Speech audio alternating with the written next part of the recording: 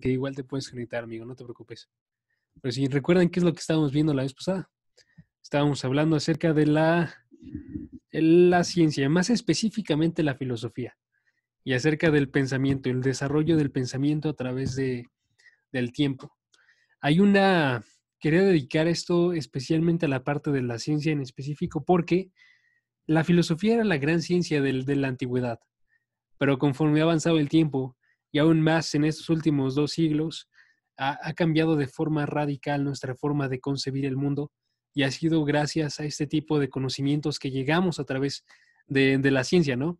Entonces ha adquirido una vida completamente distanciada de todo lo que era antes, y en el periodo moderno tiene hasta, en cierta forma, tiene una definición de autoridad, ¿sí?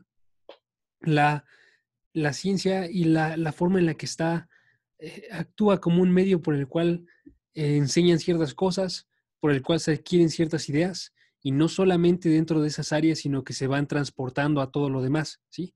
Entonces van adquiriendo también un carácter moral, van adquiriendo un carácter que sí nos tiene que interesar a nosotros, porque llega a penetrar dentro de nuestra iglesia y dentro de nuestras creencias, ¿sí?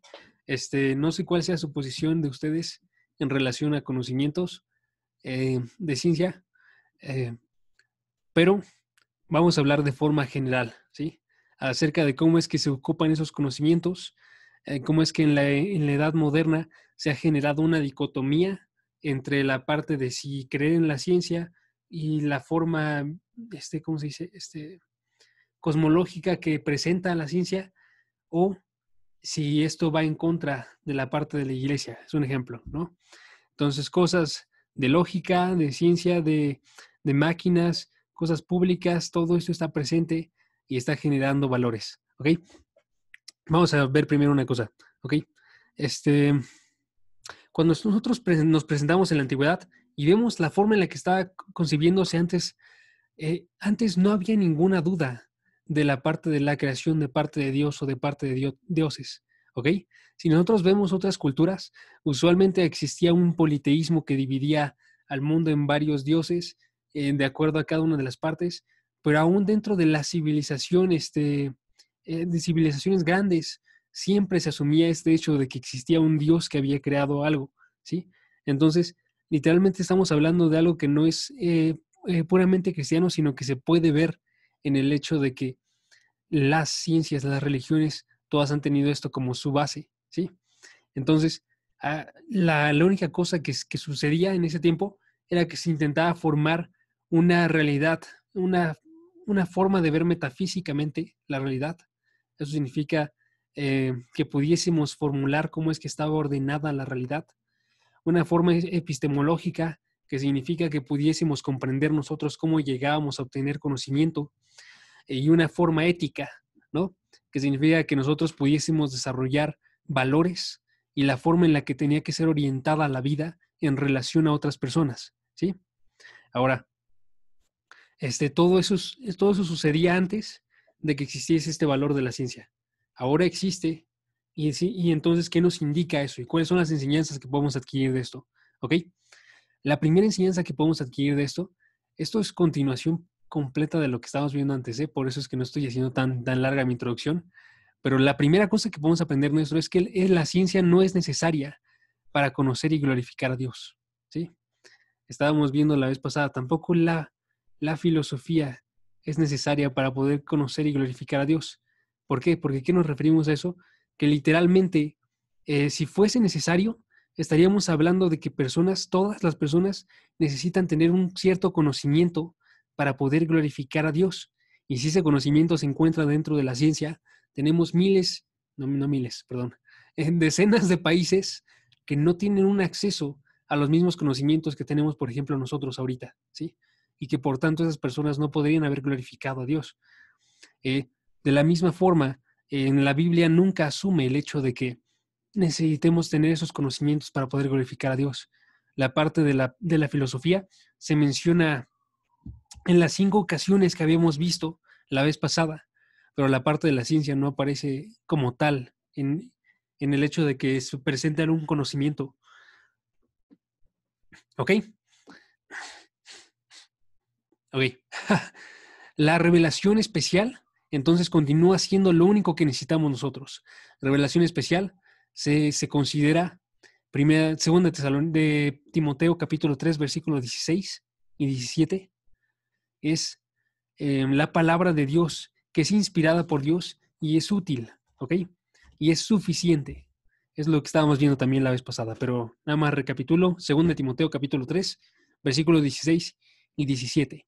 Ahora, sin embargo, también la ciencia nos enseña verdades que son válidas y verdades que son útiles, ¿ok?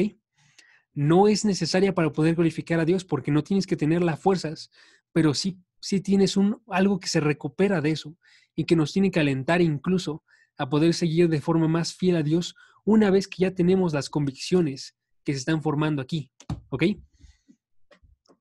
Esto es verdadero, no solamente en la física, en la química, en la medicina, en la ingeniería, pero también en las cosas sociales. Hay ciencias que son sociales y que nos ayudan también a comprender, ¿sí? Aún así, sin embargo, tercera cosa que también sucede es que la ciencia también puede generar sistemas de pensamientos que son la antítesis de lo que nosotros creemos, ¿no? Antítesis al evangelio mismo. Porque, porque las personas que las generan también tienen un corazón que es rebelde, que está yendo en contra de Dios, un corazón que pueda ser evidente, se puede hacer evidente, por ejemplo, perdón, en el ateísmo naturalista. Es un ejemplo, ¿sí? Que se presume, que se asume más bien dentro de todas las ciencias de forma muy grande. No es que lo asuman todos, pero sí se asume en muchos lugares. Ahorita la forma en la que nos enseñan en las primarias es mucha esa. Y yo vengo exactamente de eso. Entonces realmente yo tengo esta concepción, bueno, o tenía esa concepción, pero nada más era por el hecho de que esa era la forma en la que me enseñaban. Ahora, esta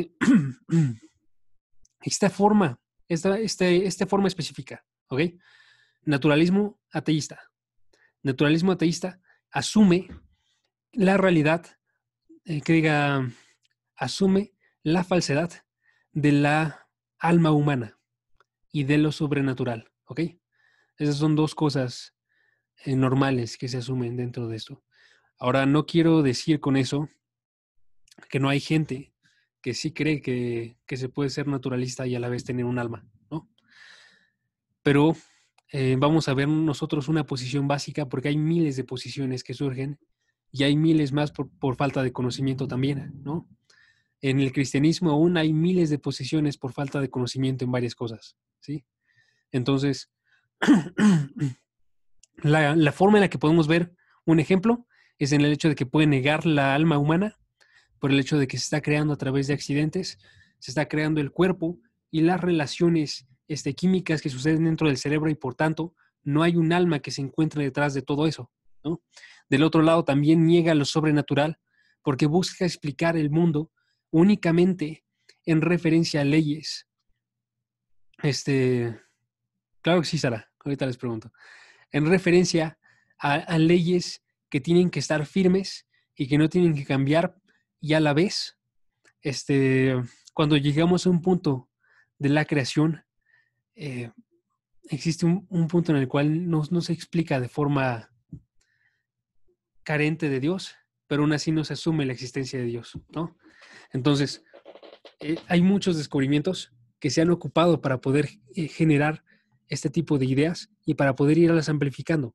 Ahora, si nosotros vamos a la Biblia, tenemos que saber que la razón por la que sucede todo este tipo de cosas, absolutamente todo, no es por el hecho de que los descubrimientos estén cambiando la mente, sino es que el corazón ocupa los descubrimientos, ocupa la información que tiene para poder actuar de forma rebelde hacia Dios. Santiago capítulo 1, versículo 13 al versículo 15, nos habla acerca de la forma en la que se concibe el pecado dentro del hombre, ¿sí? Ideas pecaminosas, cualquier idea, toda surge, nos dice Santiago capítulo 1, versículo 13, cuando alguien es tentado, no diga que es tentado de parte de Dios, porque Dios no puede ser tentado por el mal, ¿sí? No es por Dios, que por donde sí es, versículo 14, sino que cada uno es tentado cuando de su propia concupiscencia, o sea, de sus propios deseos, él es arrastrado y seducido, y entonces la concupiscencia, una vez que ha concebido, da a luz el pecado, y el pecado da a luz la muerte, ¿sí? Entonces, este versículo asume una teología de la forma en la que surge el pecado, ¿sí? No surge primeramente por causas externas, surge primeramente por causas internas, ¿ok? Quiero que chequen esto porque eso es muy grande, el hecho de que todos estamos queriendo ir en contra de Dios. Ahora, las circunstancias externas también contribuyen en una forma, ¿sí? Cuando nosotros enseñamos mal el evangelio y presentamos ejemplo, odio en contra de las personas que vienen, sí estamos actuando en forma de tentación para que estas personas ignoren el evangelio. De la misma forma, cuando nosotros escuchamos ideas que está proponiendo alguien que es ateo, que está proponiendo alguien que es un científico además de ser ateo, y él tiene esa intención, sí empieza a generar también ideas dentro de las personas que lo están escuchando. Pero la responsabilidad final siempre queda en la persona que lo está escuchando, ¿sí? Y que lo acepta o que lo niega. ¿Ok? Entonces, estos descubrimientos científicos, a la vez que son buenos y útiles y generan verdades, también son mal usados para formar sistemas de pensamiento. ¿Ok? Si nosotros vemos en la antigua Grecia, había filósofos como Epicurio, que estábamos hablando la otra vez también, como Demócrito, perdón, Lucreto, tengo dificultades para pronunciar estos, perdón, que proponían que el universo también había emergido de forma espontánea, ¿sí se dice espontánea? Sí, de forma espontánea desde un punto de densidad, también como lo afirmaba el Big Bang, ¿sí? Entonces,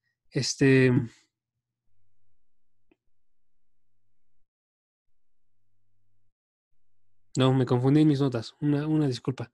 Esas personas asumían, perdón, una forma naturalista, no asumían la parte del Big Bang. Pero ahorita la forma en la que surge esa postura naturalista es a través del Big Bang, que es lo que iba a decir después. Que significa que surge a través de una masa de densidad infinita que explota hace 14 billones de años. ¿Ok? Esto, si sabemos nosotros, hay muchos cristianos que asumen esta postura. Si les soy muy honesto, yo no tengo nada en contra de cristianos que asumen esta postura. Pero sí me gusta el hecho de decir siempre el hecho de que tenemos que tener como principal autoridad sobre todo este tipo de cosas a la Biblia antes que todos los descubrimientos. ¿Por qué? Porque no está mal como tal que tú puedas aceptar este tipo de creencias. Lo que estaría mal es que nosotros prefiriésemos este tipo de creencias a lo que estamos leyendo dentro de la Biblia y asumamos un problema mayor cuando nosotros preferimos decir que es verdad todo lo que escuchamos primero que lo que está diciendo la Biblia. Esto sucede en otros momentos en los cuales me conflictúa un poquito más. Les voy a dar un ejemplo.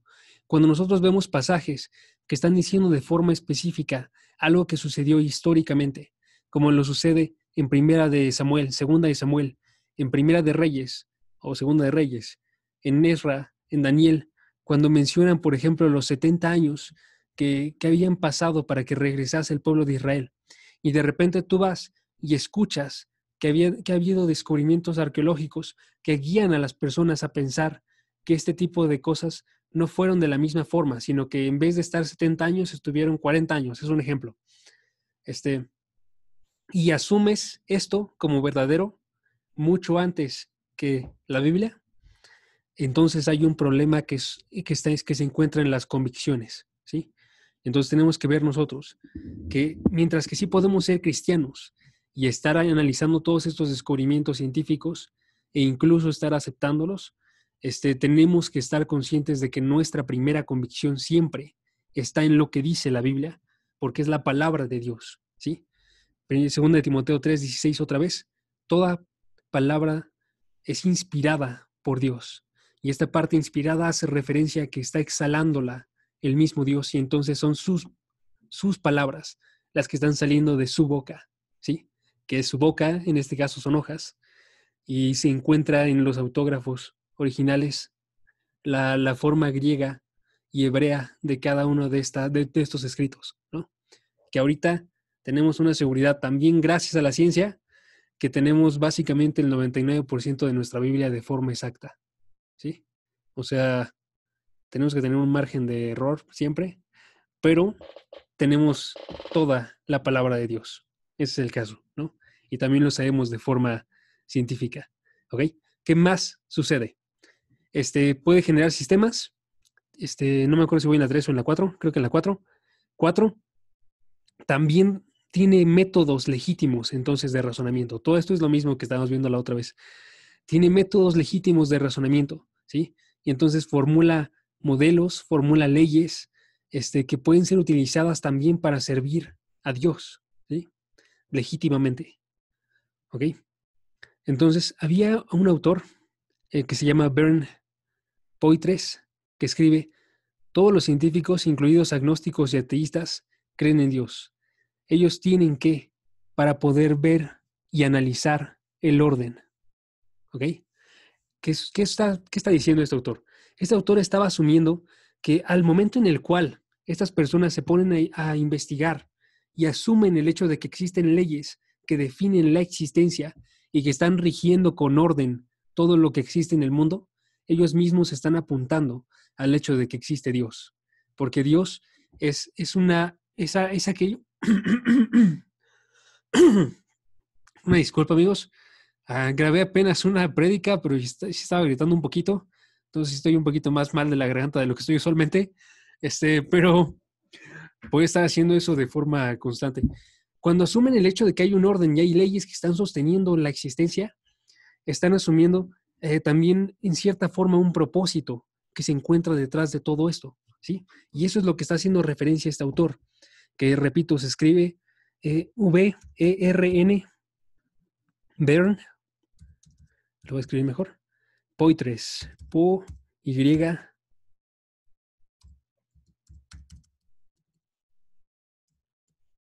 Disculpa, ahí está, ya lo escribí.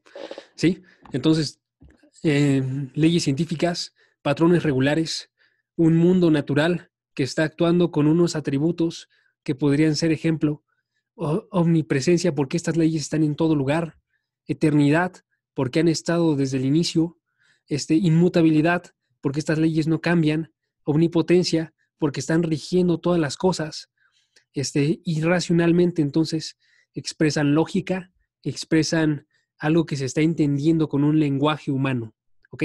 Voy a repetir todo eso. Asumen omnipresencia porque están obrando estas leyes en todo lugar. Eternidad, porque están obrando estas leyes desde el inicio.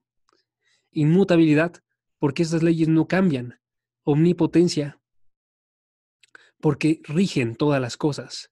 Y una racionalidad, porque pueden ser expresadas lógicamente, de modo que tú y yo podemos entenderlas y resumirlas y expresarlas con un lenguaje de palabras o números o símbolos, ¿sí?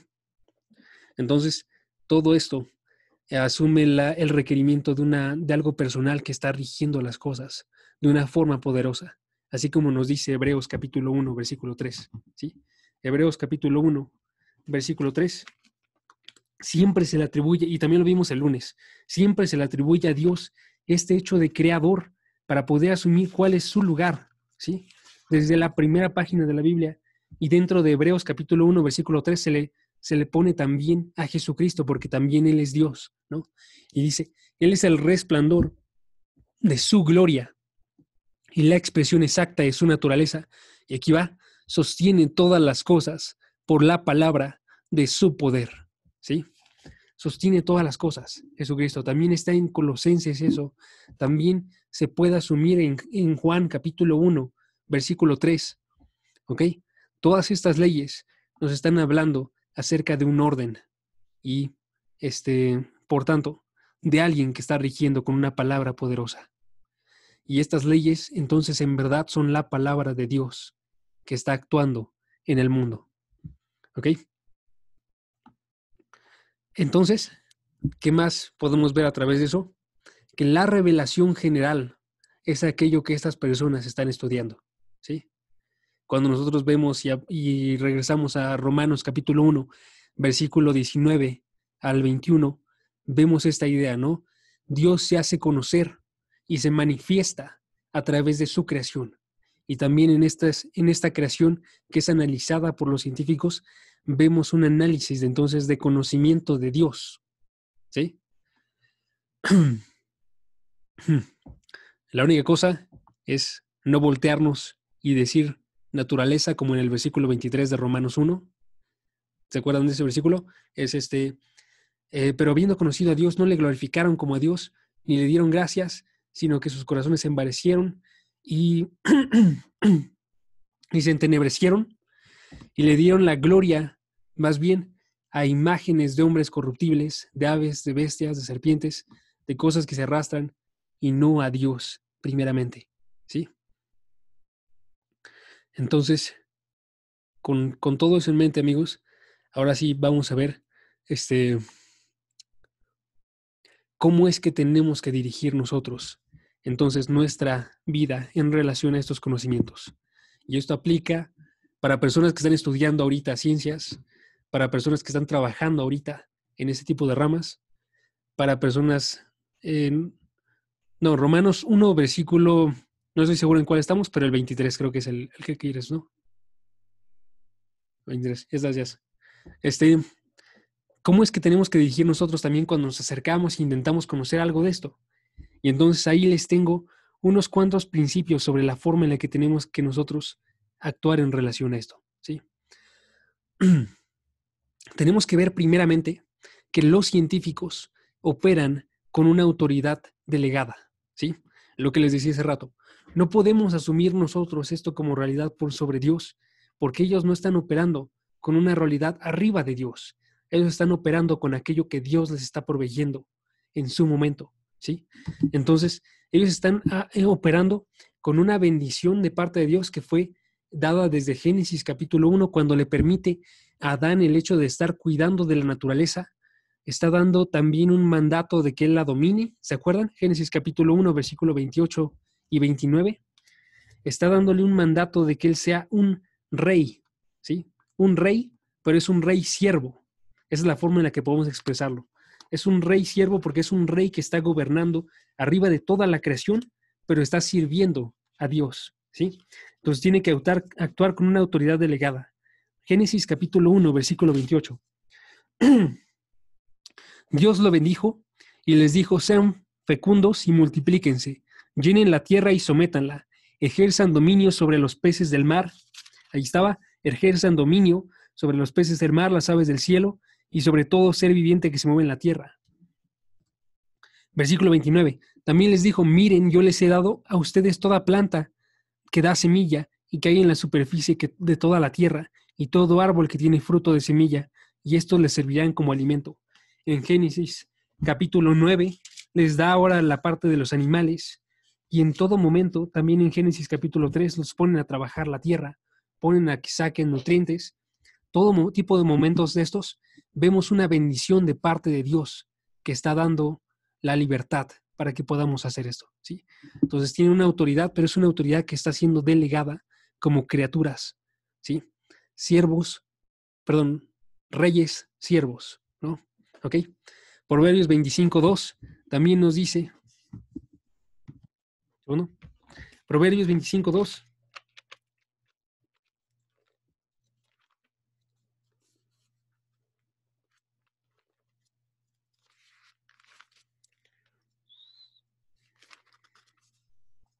Aquí está. Dice: es gloria de Dios encubrir una cosa, pero la gloria de los reyes es investigar un asunto. Cuando nosotros regresamos a la antigüedad otra vez, vemos que los reyes eran las personas más educadas en su tiempo. Los reyes tenían acceso a la mayor cantidad de las cosas. Cuando vemos a Salomón, Salomón era un científico, porque Salomón sabía de muchas cosas. Y entonces también podemos irnos a Primera de Reyes, capítulo 4, versículo 33, y vemos que gente se acercaba a Salomón para aprender acerca de, y viene en la lista, árboles, acerca de bestias, acerca de cosas que se arrastraban, acerca de peces, con Salomón, ¿sí? Salomón era un rey, Era un rey inteligente, pero era un rey que sabía que se tenía que sostener a Dios, ¿sí?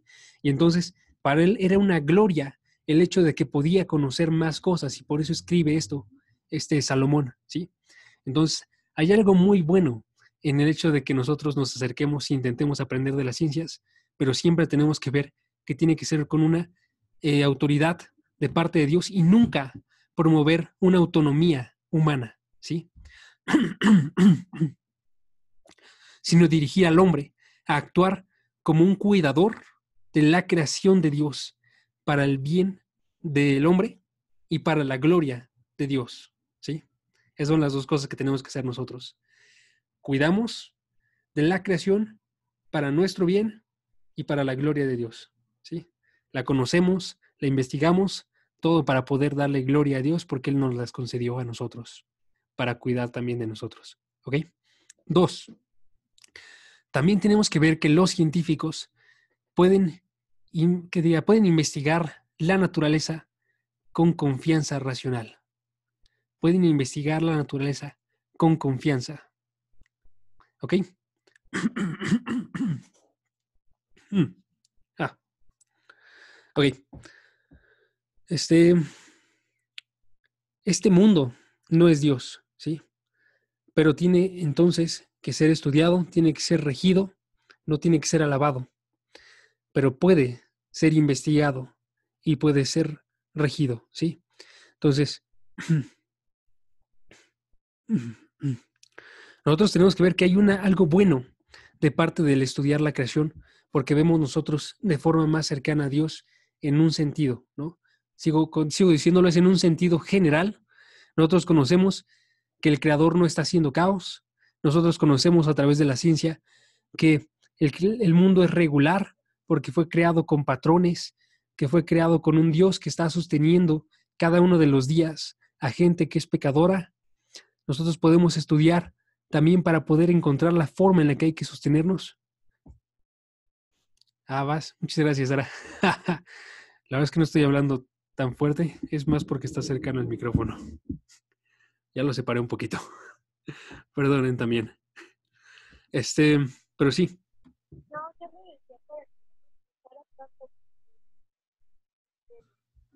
¿Qué vas? No logro escuchar del todo, perdón. ¿Qué pasó? ¿Ya escucho? Sí, ya. Que lo decía para que no forzaras tanto tu voz porque ya se escucha cansada. Ya estás. Muchas No gracias. puedes hablar muy fuerte de por Voy a sí. hablar más agudo, igual y es menos cansado. A ver, Va. muchas gracias, Sara, por el interés. Los ateístas, sin embargo, ellos pueden tener una falta de confianza al momento que estudian, ¿sí? Le estoy diciendo, el punto es, científicos pueden investigar la naturaleza con confianza, si son cristianos sobre todo, pero un ateísta como tal no tendría que tener esta confianza, porque ellos no tienen una base sobre la cual opera el universo, de acuerdo a una forma de principio regular y lógico, ¿sí? En un mundo sin Dios, no hay una razón para nuestros pensamientos que corresponda con estos principios, ¿sí? Sin embargo, si nosotros conocemos la forma racional del mundo y conocemos que Dios existe, sabemos que es importante también que nosotros conozcamos y actuemos bien en este mundo, ¿sí? 3. Los científicos tienen que trabajar desde una postura de humildad intelectual, ¿ok? Tienen que trabajar desde una postura de humildad intelectual. No solamente por el hecho de que ellos no tienen autoridad, sino por el hecho de que su conocimiento es mínimo en relación a todas las cosas que no conocen, ¿sí? El Señor, por ejemplo, le dice a Job en su libro, le hace muchas preguntas acerca de la creación y le dice, tú estuviste en este momento conmigo, y continúa una tras otra para poder darle a Job la clarificación de que él no entiende para nada las formas del Creador, ¿sí? Y esto no deja de ser real aún ahorita, con más conocimiento. Aún sigue diciéndonos Dios, Job capítulo 38, versículo 4, por ejemplo.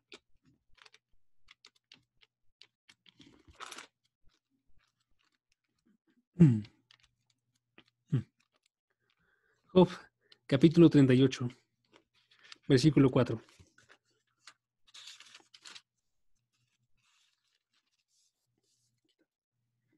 ¿Dónde estabas tú cuando yo echaba los cimientos de la tierra? Dímelo, si tienes inteligencia. Versículo 16. ¿Has entrado hasta las fuentes del mar o andado en las profundidades del abismo? Versículo 39:1. ¿Conoces tú el tiempo en que paren las cabras monteses? ¿Has observado el parto de las ciervas? Nos habla acerca de cosas de animales, de cosas naturales, de cosas de lugares lejanos y de cosas de la creación. Y tenemos que asumir nosotros y recordar que nuestras preguntas son muchísimo mayores a la cantidad de respuestas que nosotros tenemos. Y entre más conocimiento tengamos, más van a aumentar estas preguntas, no a disminuir. Y eso no es algo malo, sino que nos humilla y nos hace poder vernos a nosotros mismos como un niño que está yendo a su padre para conseguir respuestas, ¿sí? Que tenemos entonces también en cierta forma, que desatarnos un poco de las teorías que tenemos ahorita. Igual y son reales las interpretaciones que tenemos ahorita del mundo, pero tenemos que verlas, como les digo, de forma más ligera en comparación con la forma en la que vemos la palabra de Dios, ¿sí? Muchos aspectos de la creación son imposibles entender para nosotros y no tenemos que afanarnos por esto, ¿sí? 4. Los científicos tienen que darse cuenta de que las conclusiones que poseen entonces son humanas, ilimitadas y, en cierta forma, también relacionadas con probabilidad, ¿sí? Ahí estoy hablando de 3 cosas, ¿no? Una, en el hecho de que los conocimientos son puramente humanos, porque pueden ser expresadas también de esa forma humana y provienen de una mente que es humana. Son limitados porque no tenemos todas las herramientas que podríamos tener nosotros y ningunas en comparación con Dios. Son limitados porque pueden cambiar de forma drástica en un rato. En un rato me refiero en años, ¿no? Y también en muchos de estos conocimientos, estos provienen de probabilidad más que de seguridad. Ahora aquí hablo de ciencias específicas, no de todos los conocimientos científicos, ¿no? Y por lo mismo pueden variar de forma constante este tipo de conocimientos. ¿Ok? Nos dice Proverbios, capítulo 30, versículo 5 y 6, sin embargo que la palabra de Dios es pura, ¿sí? A diferencia de todos estos conocimientos limitados, humanos y también basados en probabilidad, la palabra de Dios es pura y la ciencia no es pura en un sentido máximo, ¿sí?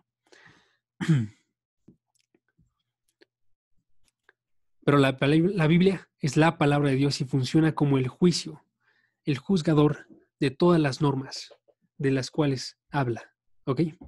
Incluido también de la ciencia.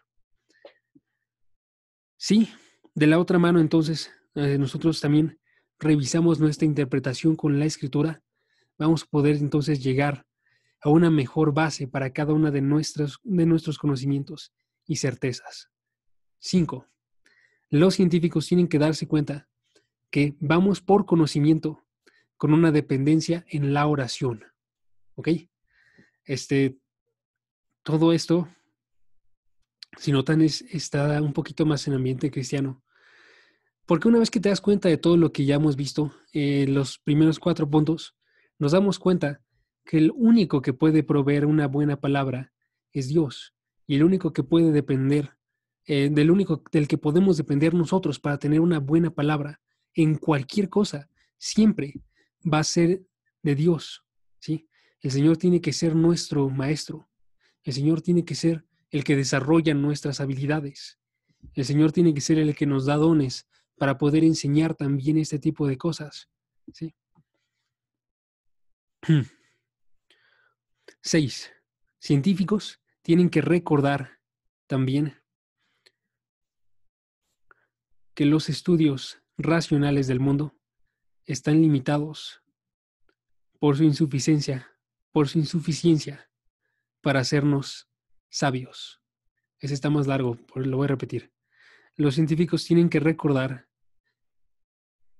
perdí la forma en la que lo dije, que los estudios racionales del mundo son limitados en su suficiencia para hacernos sabios. ¿Ok? ¿Aquí a qué me refiero?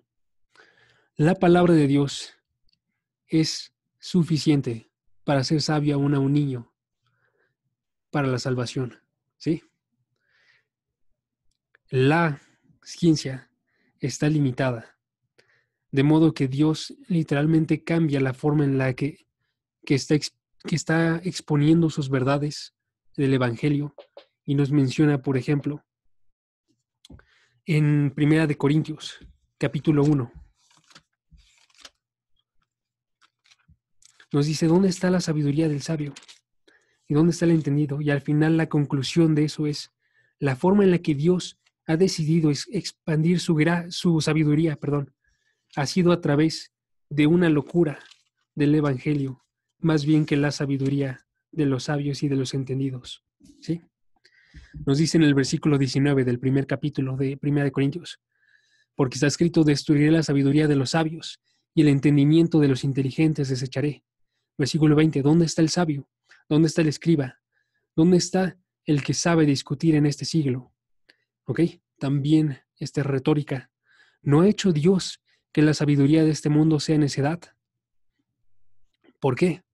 Porque esa sabiduría puede ser utilizada, nos va a decir después el pasaje, para poder tirar y derrocar a Jesucristo y su muerte como la única respuesta en la que tenemos que depender nosotros. ¿Sí? Entonces, está limitada. De la misma forma, en Job capítulo 28 nos pregunta Job, ¿dónde puede ser encontrada la sabiduría? ¿Y dónde está el lugar del entendimiento? Y el hombre no lo encontró porque está escondido. ¿Sí? La ciencia no puede encontrar sabiduría. Puede encontrar conocimiento, pero no puede encontrar sabiduría porque Dios es quien sabe el lugar de la sabiduría. ¿Sí? Eso nos dice en el versículo 28 de Job 28. Job 28, 28. ¿Sí? Dios es el único que sabe este lugar. ¿Sí? 7. Los científicos tienen que trabajar con integridad, temiendo a Dios. Ok. La ciencia no es neutral. Ninguna de las cosas que realizamos nosotros son neutrales moralmente. ¿Sí? Ninguna actividad humana es neutral. ¿Sí? Todas las actividades llevan hacia un punto, aun si muchas veces no lo pensamos, todas llevan a un punto. ¿Sí? Y de la misma forma, el nosotros querer ser científicos o querer conocer o querer tener poder o querer tener dinero, todas tienen una intención que tiene que ser menor. Y con tiene que ser menor me refiero, no tiene que estar nada como una intención en nuestros corazones, sino que tiene que ser sustituida por una intención de conocer a Dios primero. ¿Sí? Cuando vemos Jeremías, capítulo 9, versículo 23, uno de mis pasajes favoritos dentro de toda la Biblia, observamos que dice, no se gloríe el sabio en su sabiduría, ni el rico en sus riquezas, ni el fuerte, no. Se me olvida siempre el tercero. Sino gloríes en esto, que me conocen y que tienen una relación con Dios. ¿Sí? Absolutamente todos necesitamos una mente que esté centrada en Dios. Proverbios 1:7 también nos ilumina esto. Proverbios 1, versículo 7.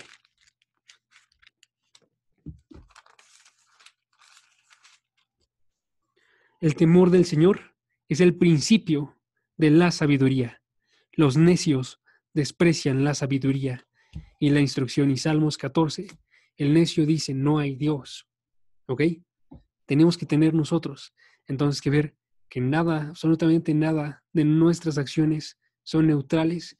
Y si tenemos una carrera de estas, o si tenemos un trabajo en esto, o si nos relacionamos con personas que son inteligentes y sabias de conocimiento humano, tienen que ver que primeramente necesitamos temor de Dios antes de conseguir cualquier forma de sabiduría verdadera, ¿sí?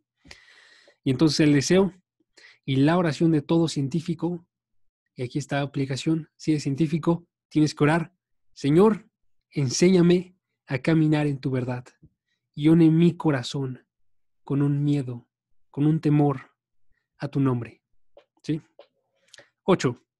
Los científicos tienen que hacer uso de lo que encuentran para promover alabanza, ¿ok? Entonces, así como ninguna de las acciones que realizamos está hecha de forma neutral, también todas nuestras acciones tienen que ser utilizadas para llegar a la alabanza. Ya sea que tú leas tu Biblia, o que tú escuches las noticias, o que tú leas un libro científico de cualquier área, o que tú te dediques de lleno a investigar el mundo y a buscar comprenderlo, todos tienen que llegar a ver la magnitud y la grandeza de Dios por sobre la grandeza de los hombres, o la maldad de los hombres que no puede observar a Dios y de nuevo regresar la gloria a Dios y decirle a Dios de forma clara, como lo dice el salmista en el Salmo 8, versículo 3 y 4. El Señor, tu nombre es excelente en toda la tierra, tu nombre es glorificado en toda la tierra, ¿sí? Porque toda la tierra, creación, muestra quién eres tú, muestra tu orden, muestra tu eternidad, muestra tu omnipotencia, porque tú estás arriba de todo eso, muestra que tú tienes una creatividad tremenda, muestra que tú vas más allá de lo que nosotros podemos imaginar y poder comprender, y nada te puede igualar, ¿ok? Y entonces tenemos que tener un montón de agradecimiento nosotros, que estamos viviendo en una época llena de conocimientos y que todos pueden ser reenfocados para servir a nuestro Dios, ¿sí? Y con eso en mente, Beni, vas. Padre, te damos gracias, Señor, por este estudio, porque nos has permitido, pues, aprender, Señor, porque nos has enseñado que tu palabra es la única que debemos de tener en mente siempre, y aunque haya teorías científicas que nos convenzan, Señor, tenemos que respaldarlas con tu palabra para ver que la única verdad está en ti. Ayúdanos, Señor, a que si nos vamos a enfocar en la ciencia en algún futuro, o si alguno de nosotros se está enfocando en eso, ayúdanos, Señor, a ser humildes y a aceptar que la única verdad está en tu palabra, y que aunque tratemos de encontrar otra forma de la que inició el mundo, por ejemplo, la única verdad está en tu palabra, Señor, y ayúdanos a confiar en eso y a tenerlo presente siempre. Te pedimos que nos ayudes a ver a Jesús, a tu Hijo, como la única puerta a la verdad, para que siempre estemos en un piso firme, y que si viene la tormenta no nos caigamos, Señor. Ayúdanos a tenerte siempre presente, y Padre, te agradecemos por este estudio, porque nos has permitido entender, y te pedimos que este aprendizaje sea de edificación en nuestras vidas. Gracias por la vida de todas las personas que pudieron conectarse, Señor. Te pedimos que cada vez, si es tu voluntad, llenes con más personas los estudios para que más personas vengan a tus pies por medio de esto. Te damos gracias, Padre, en el nombre de Jesús. Amén. Amén. Amén. Tengo